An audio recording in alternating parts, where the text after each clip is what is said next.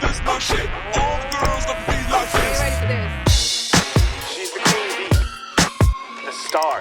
Ei, mulheres de voz! Hoje estamos aqui, eu, Bia, Eu, Elisa. para darmos continuidade a uma conversa que tivemos há 2 semanas, que é sobre relacionamentos tóxicos, bem entre aspas, né? Sim, bem entre aspas, porque hoje a gente vai vir num meio que um caminho reverso. Eu comecei a pensar nessa ideia de podcast porque é muito comum, e acho que principalmente agora que a gente tem mais acesso às informações, entender o que é uma relação tóxica.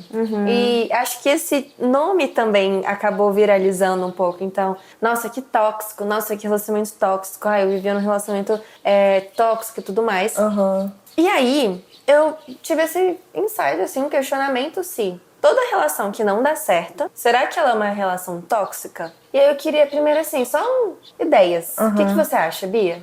Definitivamente não, né? E eu acho que é isso, assim, existe uma confusão teórica mesmo do que é um relacionamento tóxico, no sentido, tipo assim, essa pessoa, ela não gosta de tal coisa que eu gosto. A gente tem mudança. Isso é tóxico de uma relação que existe uma violência. Então, uma relação que é abusiva. Exato. Tanto é que aqui eu nem foquei numa relação abusiva, porque quando a gente fala sobre relacionamento abusivos, a gente tem como classificá-los também. Isso, de uma forma até com leis. Exato. Teórico mesmo. Exato. Então, eu não coloquei nem o título de relacionamentos abusivos, porque isso realmente entra em outro patamar. Sim. Aqui a gente tá falando sobre essa viralização do termo tóxico, essas toxicidades. Sim.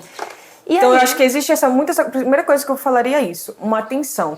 Quando a gente está falando sobre quando você fala sobre relacionamento tóxico, você está falando sobre um relacionamento abusivo, daquela questão bem Maria da Penha, 5 tipos de violência, e aí entendendo como a gente pode depois escrever esse tipo de violência, ou a gente está falando sobre, às vezes, discordâncias, erros um dos outros, algum tipo de desconexão. Então, eu acho que isso ali faz sentido. E a gente não está só falando de um relacionamento amoroso, mas familiar. Hoje em dia tá muito acontecendo isso também, né? Então, enfim, tem várias coisas. A gente tava até escrevendo nosso TCC pra pós, e a gente tava falando sobre a questão da relação a gente tá falando sobre de crescer uma fera. E aí teve um dos pontos que é a May e a Ming, que é a mãe dela, elas têm umas discordâncias ali. E eu fico pensando o quanto que a May poderia estar escrevendo assim, nossa, minha mãe é muito tóxica por não deixar eu assistir o show do Four Town. Né? Acho que é isso o nome. Sim. Assim, será que isso pode ser considerado tóxico? Pode, mas em que contextos? E o que você faz com essa, entre aspas, toxicidade? Sim, exato. E aí, até pesquisando um pouco sobre isso, eu fui pesquisar as principais características de ser tóxico. Sobre um livro, gente, eu não vou saber falar o nome, mas eu já deixei a autora lá, então é só... O Marcos coloca. Ainda aqui. Irigoyen. Eu não vou saber, vou ficar devendo pra vocês. Eu falei Irigoyen, provavelmente não é, mas é assim que lê em português. Enfim, gente. Mas nesse livro ela estava falando que é a comunicação agressiva ou passiva-agressiva, excesso de críticas e desvalorização, controle sobre decisões, autonomia do outro, manipulação emocional, chantagem, gaslighting, que aí também entra dentro É isso que eu ia falar. do relacionamento abusivo. Enquanto você ia citando tudo isso, não existe uma linha clara Sobre o que é. o que é tóxico quando passa a ser abusivo. Exatamente. E eu acho que até que ponto também o tóxico não se tornou abusivo para meio que facilitar a linguagem. Então, tornar mais acessível, eu acho que vale também ter essa compreensão. Sim. Mas a questão também será que vale a pena a gente continuar uma relação só porque ela não é tóxica, então? Porque eu acho que muitas mulheres, elas se questionam isso também. E de tipo, ele é tão legal, ele é muito gente boa, ele é carinhoso de vez em quando, e ele não fez nada demais. Pra que terminar, então? Sabe? Tem uns incômodos que eu tenho, né? Tem uns defeitos ali ou outro que eu vejo nele. Mas eu relevo e tudo mais. E eu acho que é válido esses questionamentos. Sim. Eu não sou do time de, termina. Mas vamos entender por que eles se tornam questionamentos? Então, o que te incomoda nisso? O porquê que isso te gerou esse questionamento neste momento? E uma coisa também que é o que a gente falou no outro episódio, que eu acho que até gera essa ponte. São 2 ou mais pessoas envolvidas nessa relação. Tem espaço para uma flexibilidade? Há um espaço para diálogo? Há um espaço para mudança? Sim. O que você acha, Bia? Enquanto você ia falando, eu fiquei pensando também sobre o que faz as pessoas permanecerem nessa relação. E muitas vezes não é só sobre aquela outra pessoa porque ela é legal, não, mas muito sobre necessidades pessoais.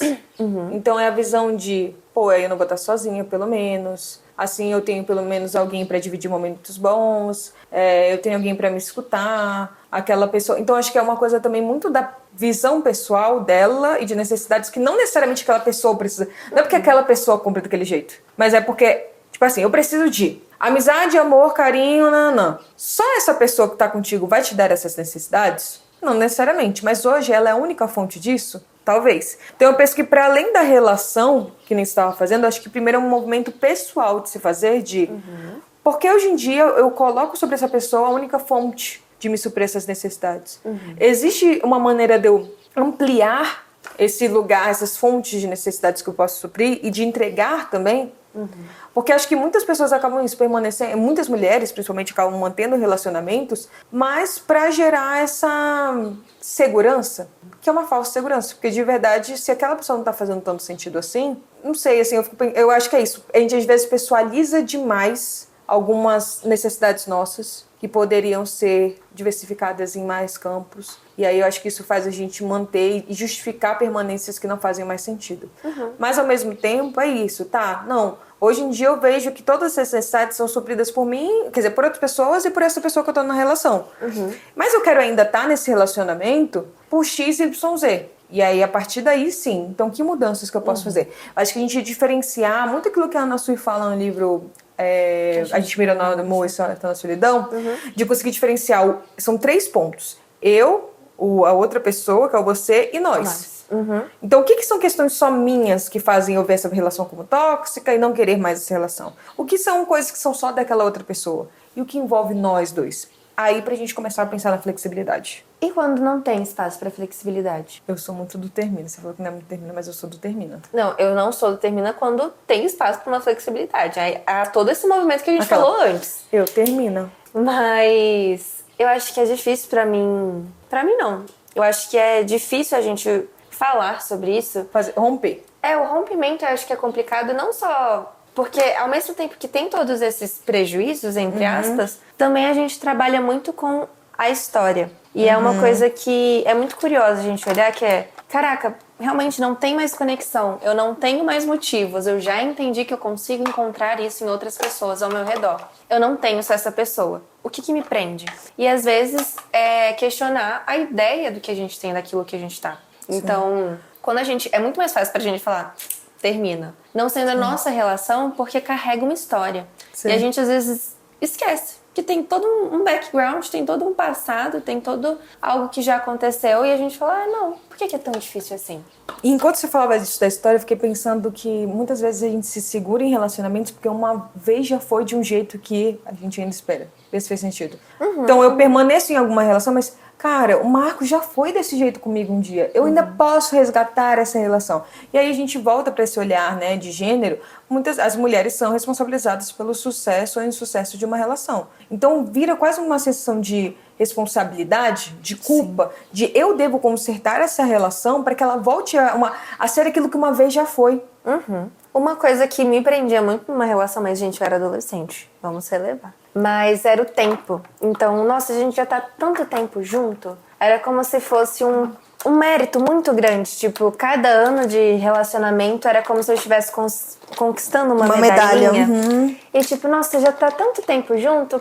Pra que eu vou romper agora, sabe? Pra ter que começar outra relação e aí ter que começar do zero. Então parece que tinha aquele peso de se eu romper, eu vou ter que começar tudo do zero de novo. E isso, inclusive, faz muitas pessoas até permanecerem em psicoterapias que não fazem mais sentido, né?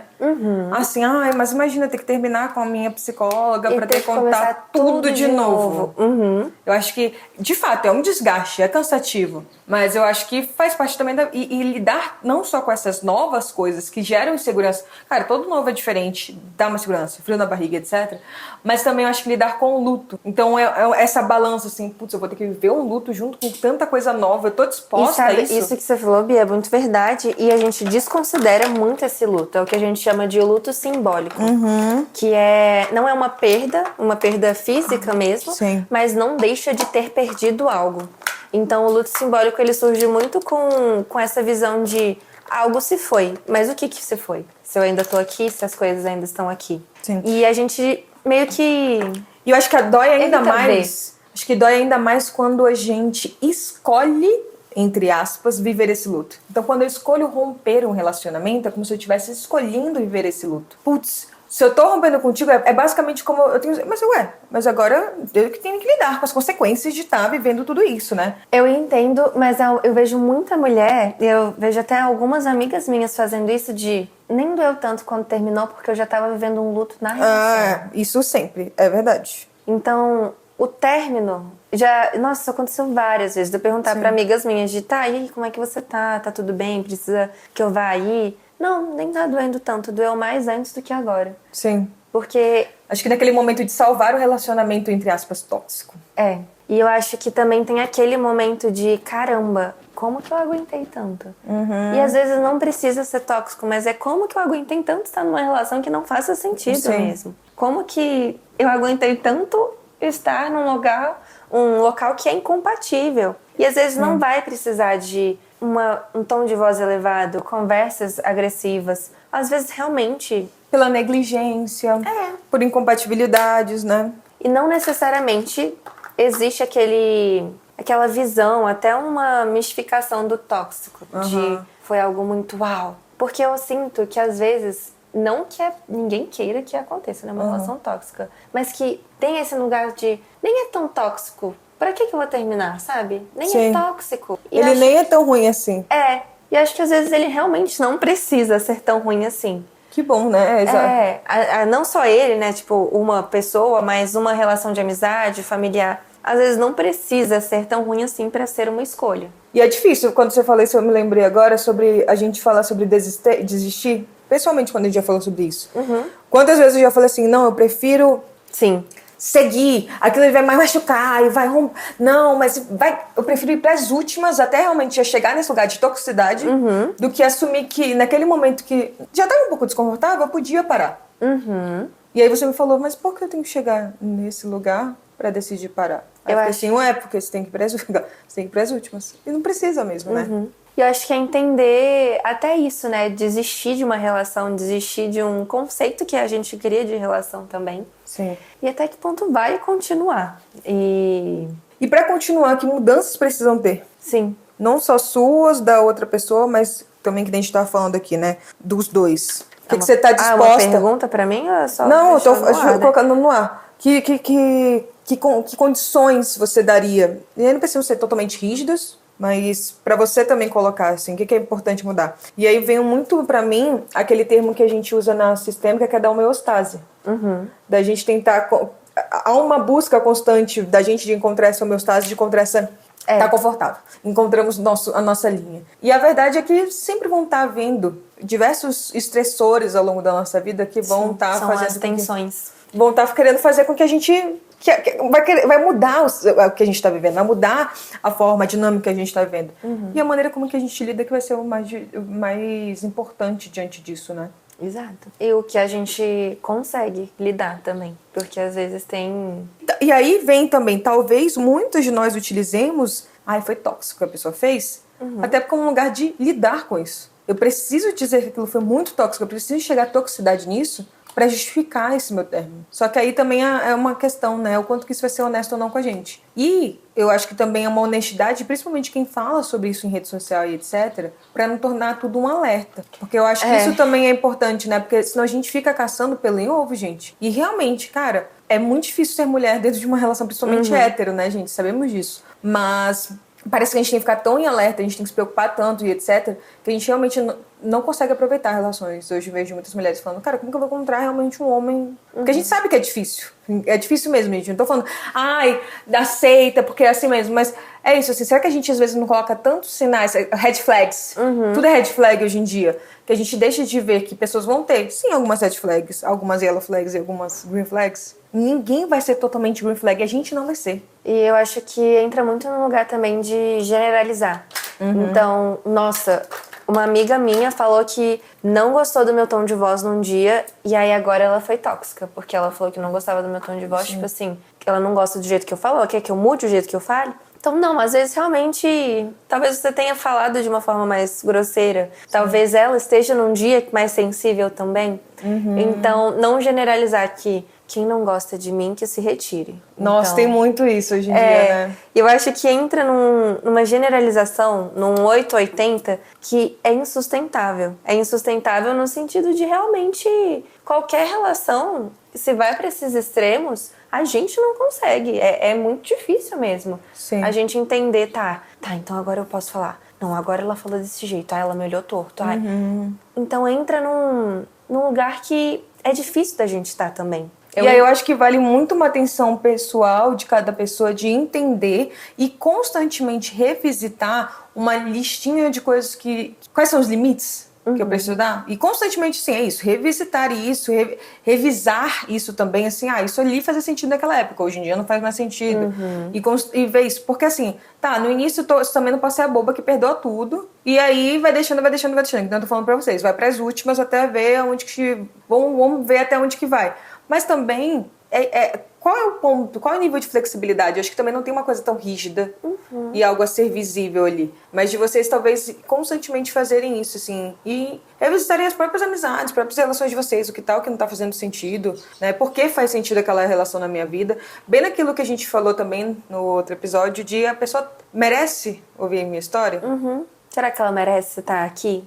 Às vezes não é uma questão de... ela tá aqui. Mas será que ela merece estar aqui? Ela merece ter acesso à sua versão Premium Plus? Às vezes não vai estar merecendo, né? E como você também está merecendo, e isso também vale pra gente. A gente também tá nesse papel de reciprocidade quanto a outra pessoa.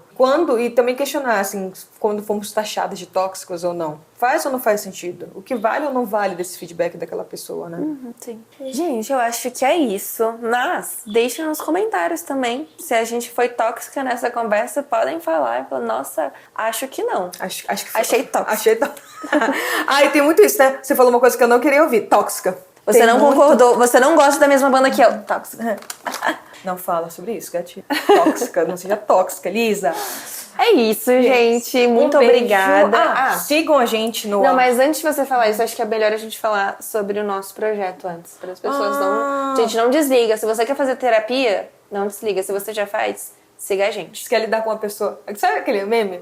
Eu fazendo terapia pra lidar com as pessoas tóxicas que não fazem terapia? É isso, gente. Se você quer ser uma dessas pessoas, a gente tem uma clínica que se chama... Mulher de Voz, Comunidade Clínica. Comunidade Clínica. Eu sempre inverto clínica e comunidade. Mas se você quer iniciar o seu processo terapêutico, manda mensagem pra gente. A gente tem um projeto muito legal que se chama Acolhimento, onde ou eu ou a Mari do outro quadro e a Luísa, que a gente sempre fala por aqui, uma de nós vai fazer o seu acolhimento e indicar possíveis psicólogas que estão com a gente há muito tempo e a gente confia muito no trabalho para iniciar essa jornada. E a gente faz supervisão mensal também com essas psicólogas, então a gente está sempre acompanhando os casos. E aí pode entrar em contato, vou pedir para o Marcos deixar aqui na legenda para vocês, na descrição. Mas também sigam a gente no @mulherdevoz.cc, no @pod.mulherdevoz, Instagram, TikTok. Também estamos no YouTube e também em todas as plataformas digitais. Então se inscreva, avalie, faça Gente, suas procura coisas. aí Mulher de Voz. Vai estar em e todos os aí lugares. a gente vai estar lá. Google e @psi.bianca, Instagram, TikTok e YouTube. É isso, gente. Um beijo. Tchau. This my shit. All girls love to be like this. She's the queen bee, the star.